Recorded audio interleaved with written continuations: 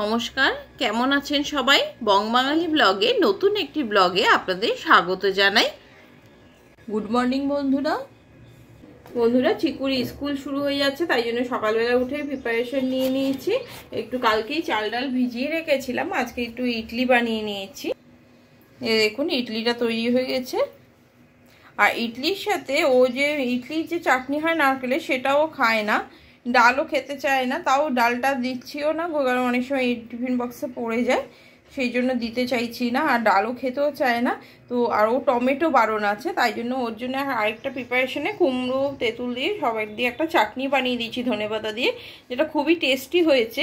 তো আমিও চেষ্টা করবো এই রেসিপিটা আপনাদের সাথে একদিন শেয়ার করার জন্য রকমারি বাঙালি রান্নার চ্যানেলে।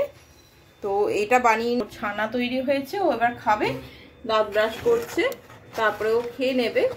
আর স্কুলটা অনেক দিন পরে যাচ্ছে বলে ওরও একটা আনন্দ, আবার জিনিসটা একটা রুটিনের মধ্যে আসে, সেটা একটা ভালো সিস্টেমটা, তাহলে ভালো থাকে। ও টাইমলি এসে যায়, তখন জল খেয়ে আবার স্নান করে খেয়ে নেয়, তখন খাওয়ার টাইমটা একদম ঠিক থাকে। আর যখন স্কুল থাকে না, একটু ডিলে হয়, উঠতে ডিলে হয়, এই করে করে দেরি হয়। তো এই তৈরি করে নিয়েছি। আর সবজিটা কেটে একটু বসিয়ে দেবো, খাওয়ার হতে হতে অনেকটা হয়ে যাবে, তারপরে ওকে নিয়ে স্কুলে বেরোবো। তো আবার পরে কথা বলছি, এখন একটু ওকে তৈরি করে নিই।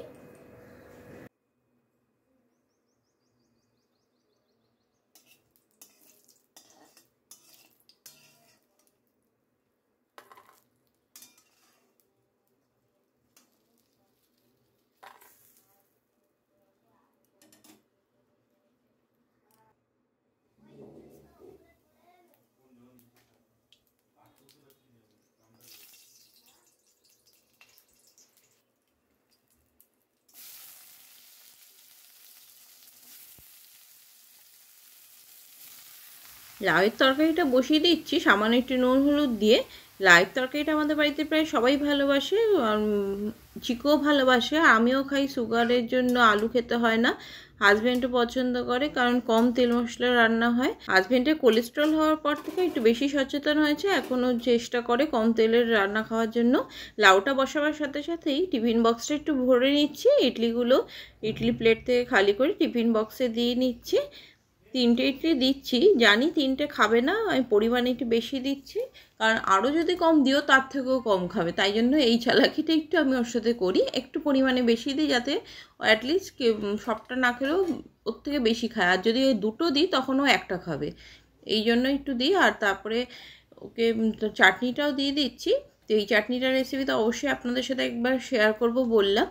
তো এটা দিয়েও কিন্তু ভালোই খাচ্ছে। আমি একদিন ফার্স্ট দিন ট্রাই করেছিলাম, দেখি খাই কি না, তো দেখলাম খেয়েছে ভালো। তো এটা টমেটোর ওই কেচাপগুলো দিয়ে খায়, কিন্তু ওটা খাওয়া তো ভালো না, তাই জন্য ওটা দিচ্ছি না। টমেটো যেহেতু বারণ, তাই জন্য এইভাবে তৈরি করেছি। তো টিফিন বক্সটা প্যাক হয়ে গেলেই জলের বোতলটা ভরে নেব। টিফিন জলটা ভরে নিলে এদিকে ওর খাওয়াটা হয়ে যাচ্ছে, বাবা খাইয়ে দিচ্ছে। তো খেতে খেতে ড্রেসটা পরে নেবে, ততক্ষণে আমার এটা রেডি হয়ে যাবে। তখন লাউয়ের তরকারিটা বন্ধ করেই চলে যাব ওকে দিতে, দিয়ে এসে আবার বাকিটা করব। কেন কিছুটা তো অ্যাটলিস্ট হয়ে থাকলো, তাই জন্য এরপরে আমরা বেরিয়ে যাব।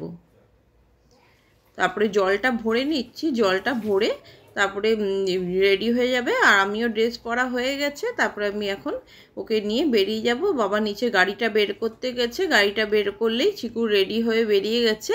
তো গাড়িটা নিয়ে ওরা বেরোলেই আমিও তালাটা দিয়ে চলে যাব। চিকুর স্কুল থেকে বেরোয়ার সময় এই বাজারটা পড়ে রাস্তায়। তো এমনিও বাইরে বাজার বসে রাস্তার ধারে, কিন্তু এটা বাজারের ভিতরে। তো সেখান থেকে গেছিলাম মাছ নিতে, আজকে সরপুঁটি মাছটাই নিয়েছি। তো হাজবেন্ড বলছিল কি মাছ নেবে, দেখো সব মাছ কাটা কাটা বলো, খেতে পারি না। তো আজকে ভাবলাম না, সরপুঁটি মাছটাই নিই, একটু একদম টাটকা মাছ থাকে, অন্য মাছ যেগুলো বাসি থাকে সেগুলো নিই না, সেই জন্য এই সরপুঁটি মাছটাই আজকে নিলাম। কিন্তু কাটাটার যে কী সমস্যা এটার।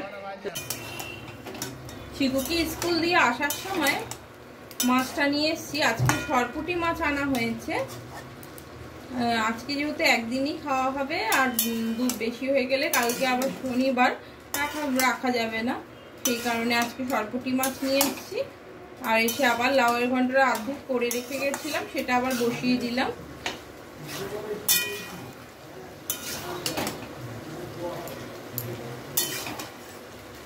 লাউটা একটু হলে হয়ে যাবে। তার এদিকে এসে ভাতটাও বসিয়ে দিয়েছি।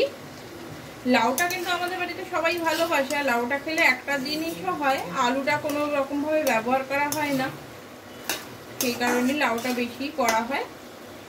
চিকুও লাউটা ভালোবাসে। এই জাম এনেছিল হাজবেন্ড পরশুদিন, খাওয়া হয়েছে, এখনো রয়েছে।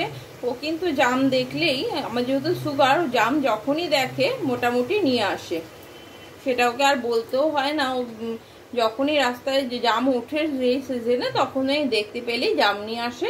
তো জামটা কিন্তু এমনি খেলেও ভালো লাগে। তো আমি সকালবেলায় দুটো খেলাম, আর সঙ্গে দানাটাও একটু চিবিয়ে খেয়েছি যাতে রসটা যায়। জামের দানাগুলো খুব ভালো সুগারের জন্য।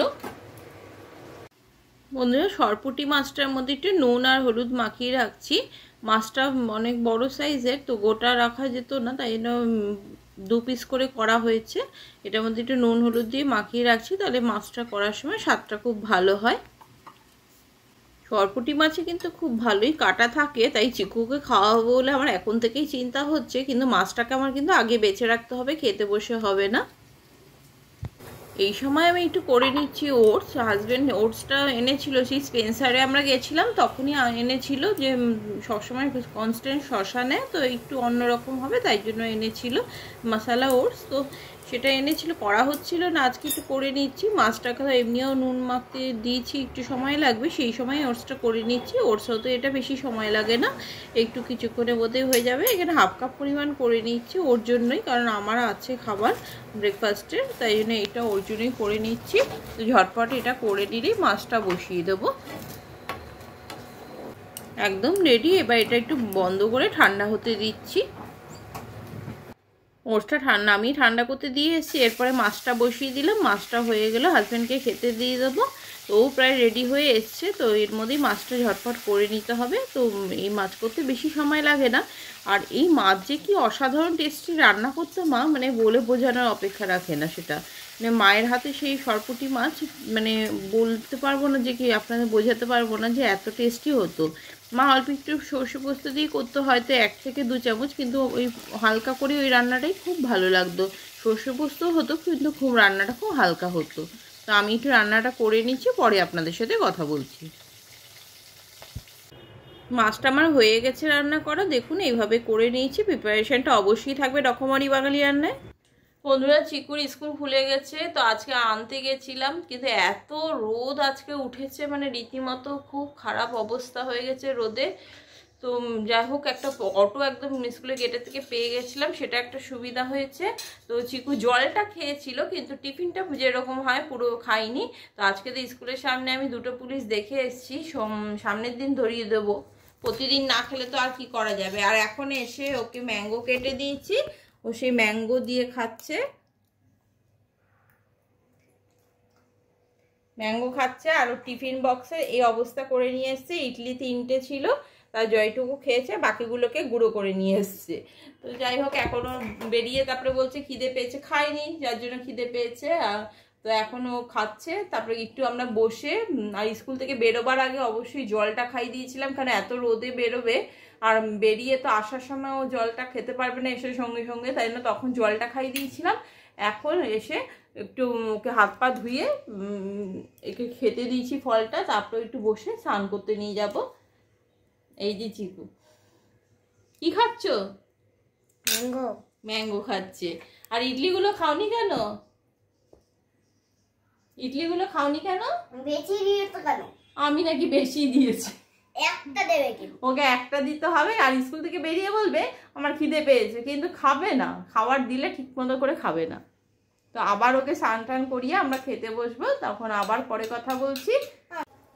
বন্ধুরা, সন্ধ্যাবেলা চিকুকে পড়ানো হয়ে গেছে, তখনও বলছিল চাউমিন খাবে, তাই সন্ধ্যার দিকে একটু চাউমিন বানিয়ে নিয়েছি। সেই চাউমিনটা একদম যেরকম মারা টিফিনে বানিয়ে দিত আমাদের সব সবজি দিয়ে, সেরকম হালকা একটা চাউমিন বানিয়ে নিয়েছি। ওটার সোয়া সস বা এগুলো কোনোটাই দেবো না, একদম নর্মাল ঘরোয়া চাউমিন যেরকম হয় সেই চাউমিন বানাতে গিয়ে আজকে মায়ের কথা খুব মনে পড়ছে। মা এই চাউমিনটা আমাদের প্রায়ই দিত টিফিনে, তো আমরাও খুব ভালো লাগতো। কিন্তু চাউমিন কি হয়, অনেক সময় পরের দিকে নিতে চাইতাম না, কেন হচ্ছে চাউমিনটা ঠান্ডা হয়ে গেলে খেতে খুব একটা ভালো লাগে না। তাই গরম হলেই ভালো লাগে। আর আমাদের টিফিন বক্সগুলো তখন হট টিফিন বক্স অত কিছু ছিল না, নর্মাল আমরা প্লাস্টিকের বা স্টিলের টিফিন বক্সে নিতাম, তাতে গরম থাকতো না। কিন্তু এই চাউমিনটা কিন্তু মা খুব সুন্দর বানাতো, সামান্য একটু লেবুর রস আর টমেটো দিয়ে এত সুন্দর চাউমিন বানাতো মা, তো এটা খেতে খুব ভালো লাগতো। আর আমার বাবাও কিন্তু এই চাউমিনটা খুব পছন্দ করতো, প্রায় অনেক সময় সন্ধ্যাবেলা কিন্তু বাবা এই চাউমিনটা বানাতে বলতো। কিন্তু এইটা যে বাইরেও কিন্তু পাওয়া যেত, কিন্তু বাবা বাইরেরটা অতটা পছন্দ করতো না, অত মশলা বা এই সসগুলো দিয়ে দেয়। তো সেই ঘরোয়া এই চাউমিনটা কিন্তু বাবাও পছন্দ করতো, তাই এই চাউমিনটা বানাবার সময় মা বাবার কথা খুব ভালো করেই মনে পড়ছে। প্রায়ই বাবাও বলতো সন্ধ্যাবেলা একটু চাউমিন বানা সবজি দিয়ে। তো অনেক সময় বাবা নিজেও বানাতে যেত, আর স্কুলের টিফিনে তো মা বানিয়ে দিতই। তো বাবা যখন রিটায়ারমেন্টের পরে থাকতো বাড়িতে, তখন অনেক সময় বাবা সন্ধ্যাবেলা নিজেও বলতো, আর বাবা বললে দে আমি বানাচ্ছি। তো এরকম করে বানাতে যেত, এটা খুব মজার একটা স্মৃতি রয়েছে, সেটা মনে পড়ে। তো যাই হোক, আজকে এই চাউমিনটা বানিয়ে নিচ্ছি, আর এটা চিকুকে এখন খেতে দেবো, তারপরে রাতে যদি একটু কিছু খেতে চায় তো দেবো, না হলে কিছু আর দেবো না। বন্ধুরা, আজকের ব্লগটা এখানেই শেষ করছি। তো কালকে চলে আসবো আবার একটা নতুন ব্লগ নিয়ে। তো সবাই সুস্থ থাকবেন, ভালো থাকবেন, বাই বাই।